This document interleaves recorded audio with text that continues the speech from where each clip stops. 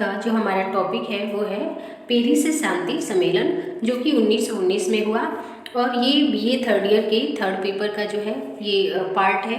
आप देखते हैं कि प्रथम विश्व युद्ध के बाद जो है दो संधियां आपको पढ़नी है BA third year political science में। एक है पेरिस का शांति सम्मेलन और एक है वर्साय की संधि। तो वर्साय की संधि से पहले पेरिस शांति सम्मेलन में ये हुआ था कि फ्रांस के जो है पेरिस में सभी जो नेता थे, वैश्विक नेता और मुख्य रूप से जो विजेता राष्ट्र थे, इनका एक सम्मेलन हुआ और उसमें जो है पेरिस शांति सम्मेलन का क्या ऑब्जेक्टिव था और उसमें क्या क्या बातें हुई या पेरिस शांति सम्मेलन जो है क्या था उसको हम देखते हैं।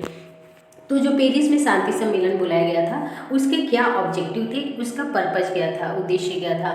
तो पहला उद्देश्य ये था कि जो भी जन और धन की हानि हुई थी उसका अनुमान लगाना था कि जो प्रथम विश्व युद्ध हुआ है, फर्स्ट वर्ल्ड वार हुआ है, उसमें कितनी जो है जन और धन की हानि हुई है। दूसरा ऑब्जेक्टिव ये था कि पराजित देशों के साथ संपन्न होने वाली संधियों की रूपरेखा तैयार करना। तीसरा था भविष्य में युद्ध की संभावनाओं को रोकने हेतु प्रबंध करना। चौथा था मित्र राष्ट्रों को या विजयी राष्ट्रों को क्षतिपूर्ति करने की व्यवस्था करना। और पांचवा था स्थायी रूप से शांति की स्थापना करना। ठीक है, इसमें चार बड़े नेताओं की जो है महत्वपूर्ण भूमिका थी, जिसे हम काउंसिल ऑफ फोर बिग या चार बड़ों की परिषद भी कहते हैं। तो इसमें जो चार मुख्य नेता थे जो इसके वास्तुकार थे वो था अमेरिका के राष्ट्रपति थे वुड्रो विल्सन। ठीक है, इनकी जो विचारधारा थी ये आदर्शवादी थी और ये जो है पराजित राष्ट्रों के साथ एक तरीके से उचित और न्यायपूर्ण व्यवहार करने के पक्ष में थे। राष्ट्र संघ की स्थापना का भी जो है इन्हें श्रेय दिया जाता है।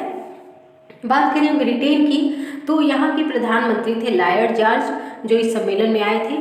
ये जर्मनी पराजित राष्ट्रों में था, तो ये क्या चाहते थे, जर्मनी से पर्याप्त क्षतिपूर्ति चाहते थे। जो युद्ध में इन लोगों की विजेता राष्ट्रों की क्षति हुई थी, तो ये जर्मनी से पर्याप्त क्षतिपूर्ति चाहते थे और जर्मनी की नौसेना को ये समाप्त करना चाहते थे, क्योंकि जो ब्रिटेन है ये पूरे विश्व में नौसेना में सबसे आगे है, प्रथम स्थान पे है, सबसे शक्तिशाली है और अपने नौसेना के बल पर ही ये पूरी दुनिया पर राज करता है। तो ऐसे में इसे लगा कि जर्मनी जो है इसके प्रतिस्पर्धी के रूप में खड़ा हो सकता है, तो इसलिए ये जर्मनी के नौसेना को समाप्त करना चाहता था। रही बात फ्रांस की, तो फ्रांस के जो प्रधानमंत्री हैं इनकी तरफ से क्लेमेंसो थे। तो ये हर प्रकार से जर्मनी को कुचल देना चाहते थे, क्योंकि इसके पहले भी जर्मनी ने प्रथम विश्व युद्ध से पहले जर्मनी ने फ्रांस को हराया था, तो उसके लोहे और कोयला के क्षेत्र वाले प्रांतों को उसे छीन लिया था और तो इसलिए फ्रांस जो है जर्मनी का अत्यंत कट्टर शत्रु था और हर प्रकार से जर्मनी को जो है पंगु बना देना चाहता था, कुचल देना चाहता था। रही बात इटली की, तो इटली आप देखते हैं शुरू में जर्मनी के साथ ही होता है, एक त्रिगुट संधि बनती है ऑस्ट्रिया हंगरी जर्मनी और इटली की। लेकिन फर्स्ट वर्ल्ड वार होता है तो इटली जो है मित्र राष्ट्रों के साथ जो है मिल जाता है या उनकी तरफ से युद्ध लड़ता है।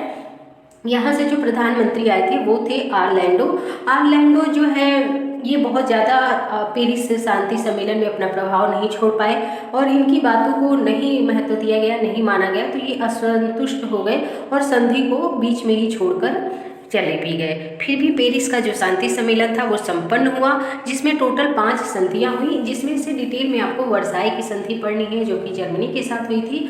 दूसरी जो संधि है वो सेंट जर्मन की संधि हुई थी ऑस्ट्रिया के साथ, मतलब विजेता देशों ने इन पराजित देशों के साथ संधियां की और इन पे क्षतिपूर्ति या अन्य शर्तें थोपी।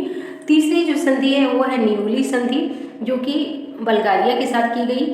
चौथी संधि त्रियानी की संधि थी जो हंगरी के साथ की गई और पांचवी संधि सेयर्स की संधि थी जो तुर्की के साथ की गई। ये पांचों जो स्थान है ये जो है फ्रांस में ही लोकेटेड है, फ्रांस में ही है।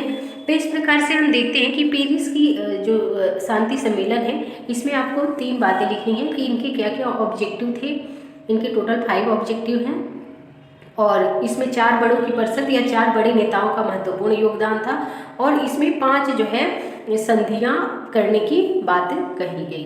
तो ये आपका पेरिस जो है शांति सम्मेलन कंप्लीट हुआ। नेक्स्ट में हम वर्साय की संधि लेके आएंगे। आई होप कि बीए थर्ड ईयर को और साथ ही अन्य कॉम्पिटिटिव एग्जाम वाले स्टूडेंट्स को इससे हेल्प मिलेगा। तो धन्यवाद।